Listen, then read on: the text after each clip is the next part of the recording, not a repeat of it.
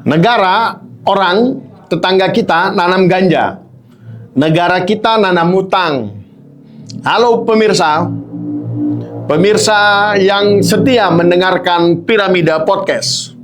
Hari ini kita membahas seputar negara Thailand atau pendapatan negara Thailand dari legalisasi ganja.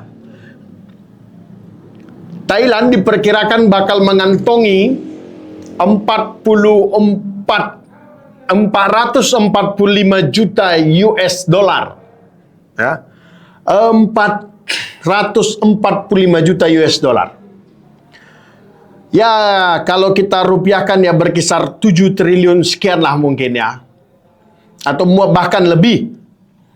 Di angka segede itu yang bikin ngilu adalah itu bukan duit hasil minyak, bukan hasil batu bara, bukan hasil sawit, itu hasil daun.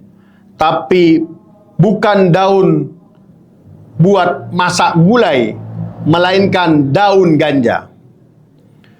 Thailand, negara yang bisa beda perspektif. Thailand pintar banget melihat peluang. Mereka mikir daripada ganja dibakar diam-diam di kamar kos, mending dibakar terang-terangan di toko resmi. Daripada rakyat beli ilegal, mending rakyat beli di apotek. Negara dapat pajak, rakyat dapat healing. Jadi logikanya simpel. Negara lain masih sibuk nangkep anak SMA yang ketahuan ngerokok ganja. Thailand sudah bikin bisnis plan. Kalau di sini polisi nyita ganja, di Thailand pemerintah malah bikin katalog. Varian A buat tidur nyenyak, varian B buat nafsu makan, varian C buat mantan biar nggak balikan. Gitu kira-kira analoginya ya teman-teman. Padahal kan kalau kita lihat Indonesia ini potensi untuk tanaman ganja itu besar sebenarnya. Sebenarnya tinggal dibutuhkan sebuah regulasi bagaimana pengelolaannya itu. Karena dia tumbuh sendiri seperti di daerah Aceh dan di daerah lainnya. Kan bisa di-manage, itu bisa juga menjadi pendapatan negara. Tinggal dia ketimbang per hari ini bandar-bandar atau yang mendistribusikannya secara ilegal, kemudian negara tidak dapat apa-apa gitu. Nah ini tinggal Indonesia bisa menata sebenarnya melihat kondisi yang ada di Thailand. Bandingkan sama Indonesia. Sekarang coba bandingin sama kita.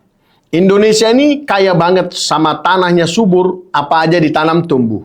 Padi, kopi, sawit, utang pun numbuh tiap tahunnya. Tapi giliran ngomongin ganja, haram bos, itu dosa, jangan coba-coba. Padahal di Aceh, ganja itu sudah tumbuh subur macam singkong. Bayangin, kalau kita bisa serius kayak Thailand, Aceh itu bisa jadi seperti Amsterdam of Asia. Wisatawan datang bukan cuma lihat pantai, tapi juga lihat ladang ganja yang legal. Ekonomi rakyat naik, negara dapat pajak, dan yang mabuk, ya turis asing, bukan Pak RT. Duit segede itu bisa buat apa saja ya, kalau kita bayangin pendapatan Thailand dari legalisasi ganja itu triliunan. Kalau kita bayangin untuk di Indonesia itu bisa memperbaiki jalan, bisa juga memberikan subsidi untuk pendidikan. Jadi orang tua juga tidak perlu lagi pinjol dan anak-anak muda tidak perlu lagi pinjol, atau minimal bayar cicilan bunga utang negara. Biar tiap rapat DPR nggak cuman isinya utang kita bertambah, mari kita reses gitu loh. Nah, tapi ya Indonesia duit 7 triliun itu kalau bukan dari ganja ya biasanya dari korupsi bansos. Bedanya kalau korupsi bansos ketahuan, pelakunya masih bisa senyum-senyum di sidang. Kalau ganja ketahuan baru ngepup sekali aja langsung masuk TV nasional.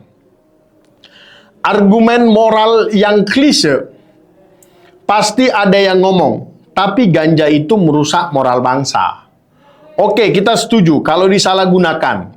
Tapi mari jujur, moral bangsa moral bangsa itu sudah rusak bukan gara-gara ganja, tapi gara-gara duit rakyat yang lenyap. KKN jalan terus, pejabat doyan kawin siri, dan kita nonton sinetron yang terus-terusan tidak pernah selesai episodenya terkait korupsi. Di Thailand, ganja diatur. Di Indonesia, moral katanya dijaga. Tapi realitanya, rakyatnya yang harus jaga perut kosong. Jadi pemirsa, Thailand bakal dapat ratusan juta dolar dari ganja di tahun 2025. Sementara kita masih dapat ajab dari pejabat kalau ngomongnya demi kesejahteraan rakyat. Ujung-ujungnya demi rekening pribadi. Intinya, Thailand bisa dapat cuan dari ganja. Indonesia dapat cuan dari drama berbeda-beda yang bikin play orang Thailand karena ganja. Yang bikin play orang Indonesia karena baca berita. Sekian Piramida Podcast hari ini. Ingat, cuman satir. Kalau ada yang tersinggung, ya berarti Anda sudah kecanduan. Bukan ganja, tapi pencitraan.